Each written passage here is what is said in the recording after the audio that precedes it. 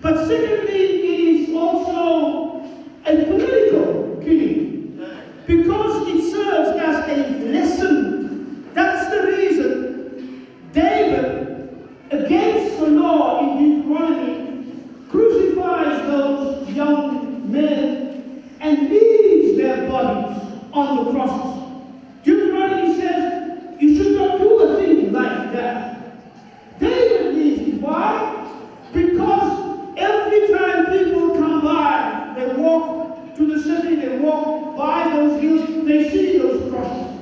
They see those bodies hanging there, rotting on the crosses. They see the birds from the sky picking out the eyes and picking at the faces and picking at the bodies. They see the animals from the veld coming up at night, biting a piece here, biting a piece there. It's a dishonorable death. There is no funeral. There is no honorable laying to rest. There is no burial. There is no closure for the family. So they hang there, so that anyone who thinks they can challenge the king, anyone who thinks they can threaten what they call national security, will see this is a lesson for me to learn. That's where I will end up if I challenge King David. That's the purpose. That's the purpose. That's the purpose. And so he has these two purposes, these killings. And they are left there hanging until verse 10. And in verse 10, we meet this woman. And her name is Rizpah. She is the daughter of a man called Aya. And she is the widow of King Saul. And watch closely what the Bible says. Now, because here is a total and fundamental shift in the story. The focus is no longer on the men of power in the palace, but the focus is now on this woman on the hill beneath the crosses. The focus is no longer on the throne. The focus is on the cross. The focus is no longer on the king and his generals and his priests and his prophets, but the focus is on this one woman over against all those powerful men. The Bible says she comes, this woman, and she breaks the law by mourning for these 7 young men. She spreads out sackcloth. Sackcloth is a sign of mourning. It's a sign of sadness. She says, you do not, the law says by David, you do not mourn for a terrorist who tried to rise up against the king. Because you know what really happened is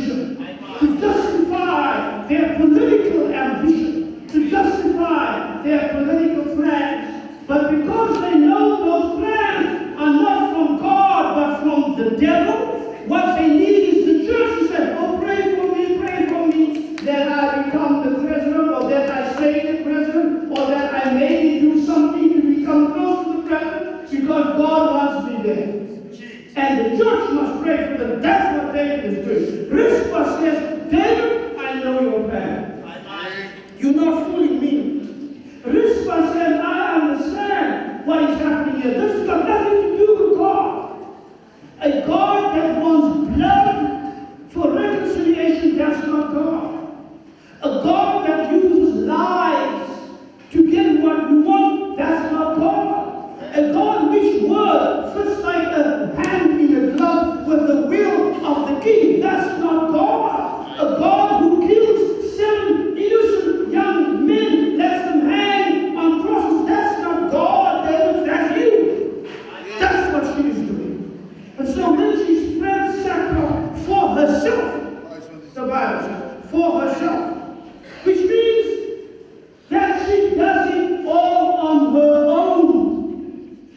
She does not say what the king is doing is wrong, but I can't say it because I'm only a woman. She says, even if I am only on my own, I will do it. So she sits on that rock, the story tells us, night and day, until the rains fall weeks on end.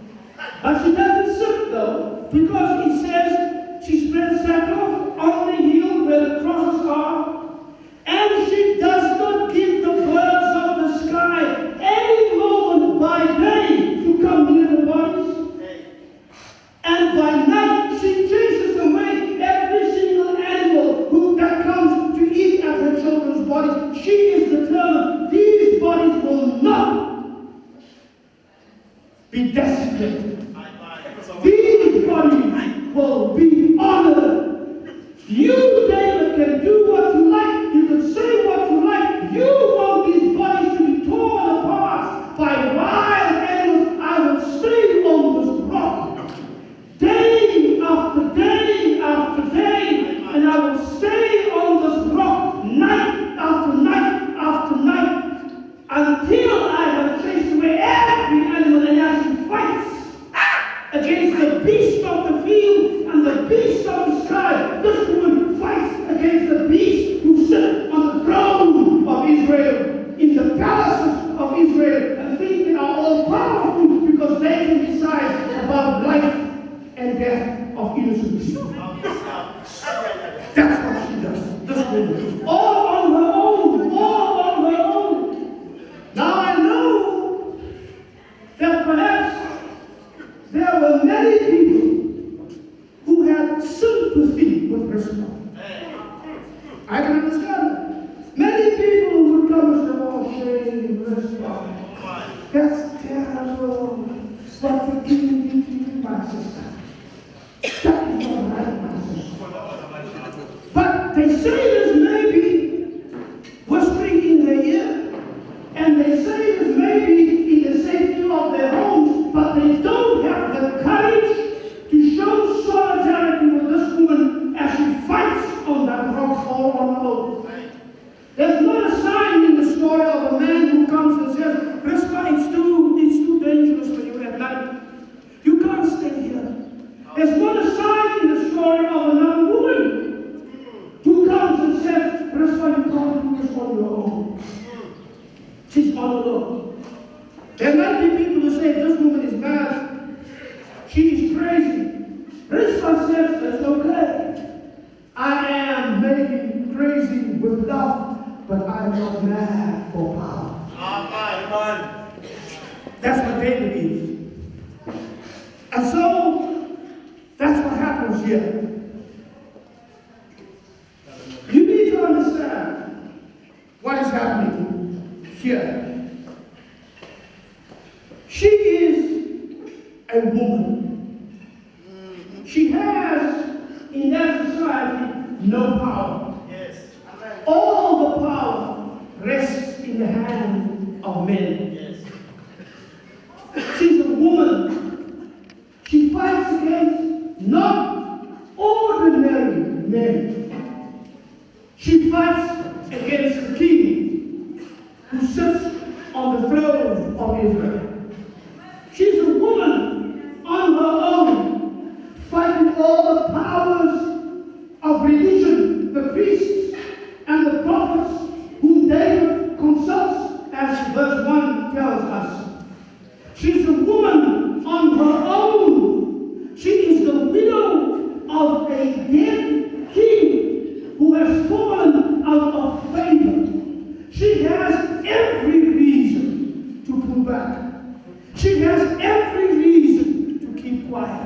She has every reason to say, I can't fight these odds, that's too hard. Notice another thing. There are children of two women here. There are the two sons of Rizpah, and there are the 5 sons of Miriam. Miriam is nowhere to be seen in this story. The mother of 5 sons keep quiet. Maybe Miriam says, I can't fight this fight. Maybe Miriam says, you know, I'm not as strong. Maybe Miriam says, I'm too afraid. Maybe Miriam has some kind of very good excuse. But Rizpah doesn't worry about that. Rizpah says, I'm not counting whose children is whose. Rizpah says, every child that hangs on a cross is my child.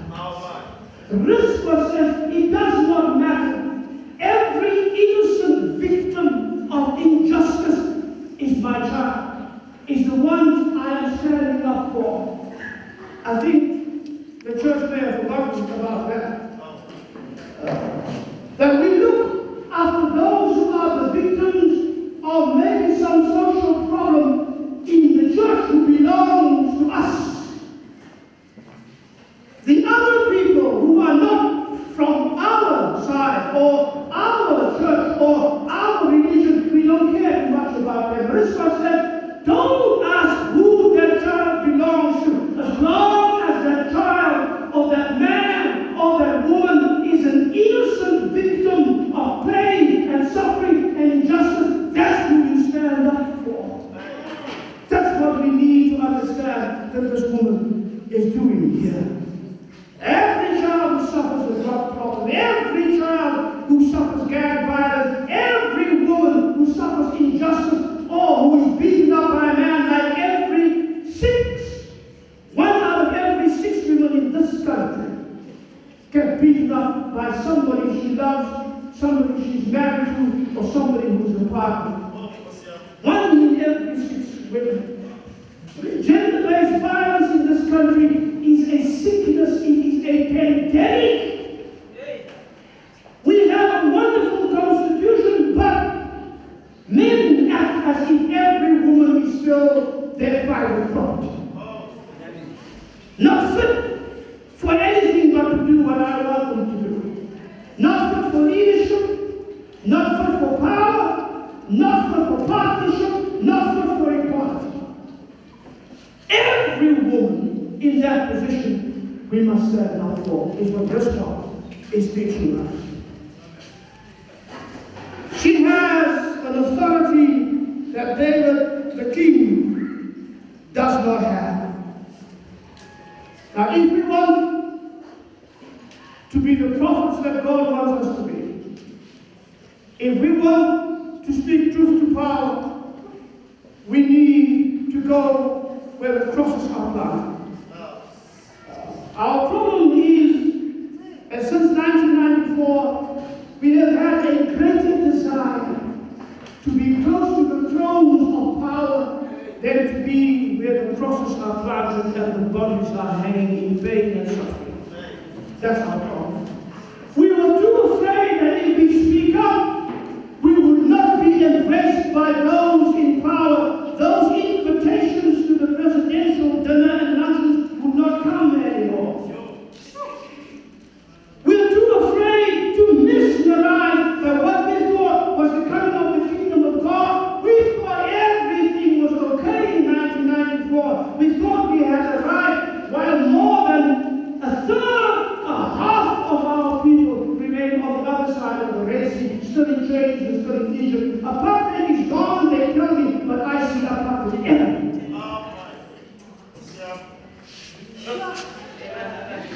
The victims of apartheid had not ended in 1994. It victimizes us still today.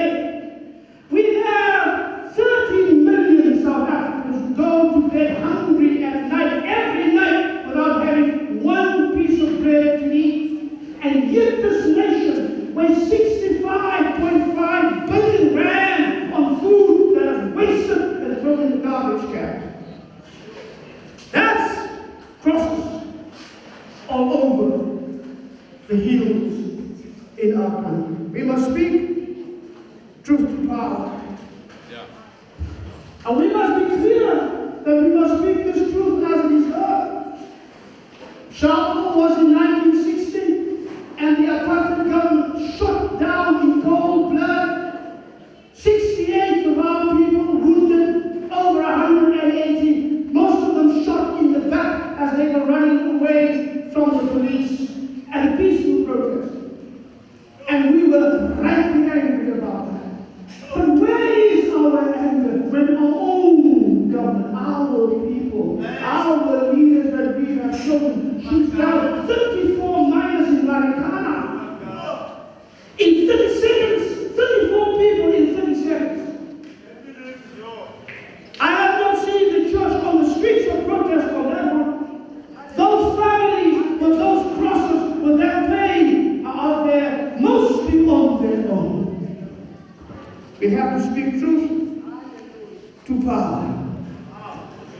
And we have to be a prophet, not in the shine of the throne, but in the shadow of the cross. Every child that's fair game for police brutality, every child and every woman that's the target of slave labor and human trafficking, every child and every woman that languishes in indescribable poverty, every child and every woman who cannot go to school because there is no decent possibility for them, that's a child on a cross. At the end of the story, it says that rain fell because God heard the supplications for the land. That's what verse 13 and 14 says. Why?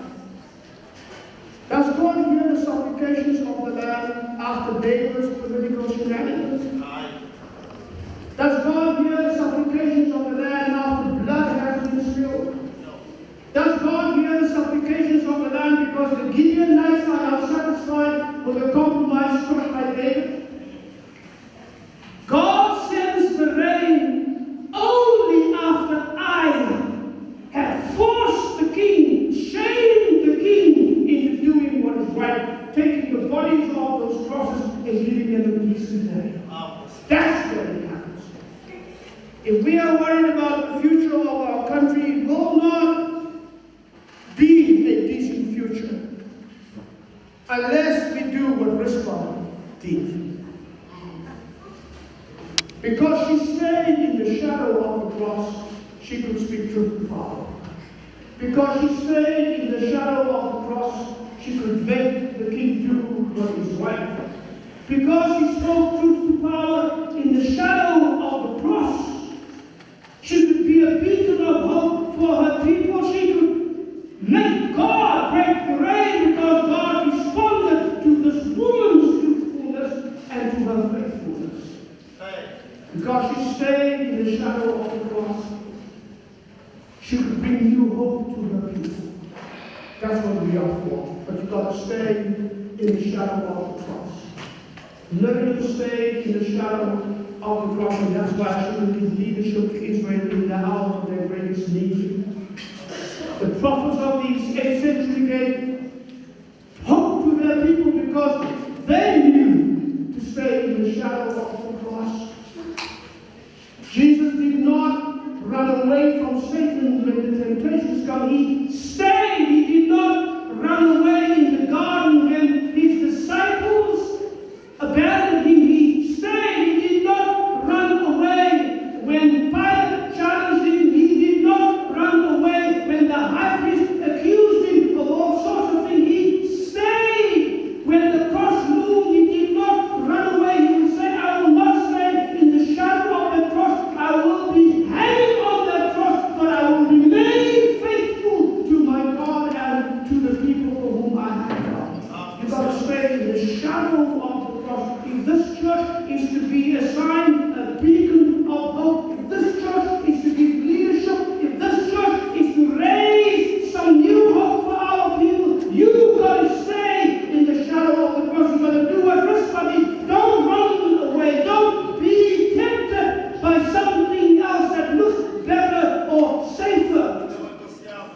You've got to stay in the shadow of the cross. You've got to stay in the shadow of the cross. You've got to speak from behind the shadow of the cross. You've got to rise up in the shadow of the cross, and then the truth will come, and then freedom will come, and then hope will be real, and then our people will be saved, and then our nation will have a vision before God. God bless you.